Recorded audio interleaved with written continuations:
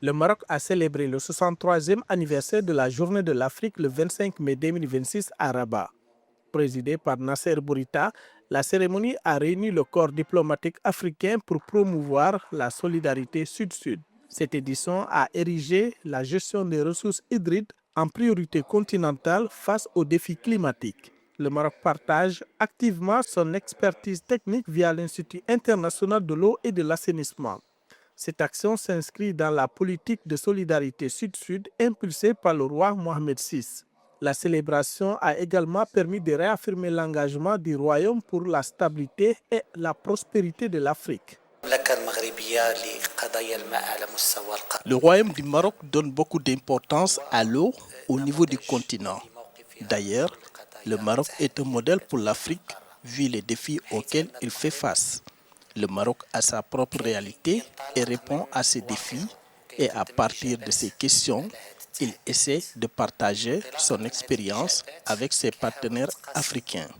C'est de même pour les questions migratoires, le terrorisme. On parle toujours de notre expérience. Nous essayons d'apporter des réponses marocaines qu'on essaie de partager avec le continent africain.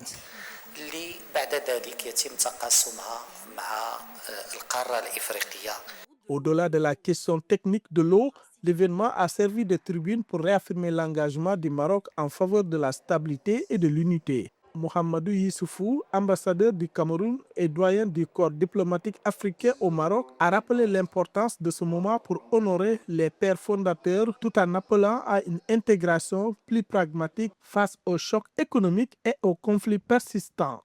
La célébration de la journée de l'Afrique est un moment de devoir pour honorer la mémoire des pères fondateurs de l'unité africaine et jeter un regard prospectif et pragmatique sur l'Afrique de demain, celle que nous voulons léguer à nos enfants.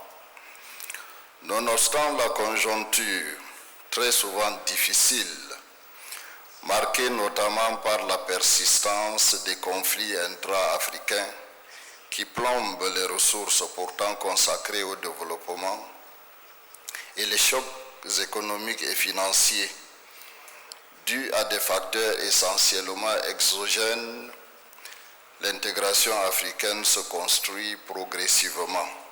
Cette célébration confirme une fois de plus la politique d'appartenance prônée par le royaume, positionnant Rabat comme un carrefour incontournable du dialogue et du co-développement sur le continent.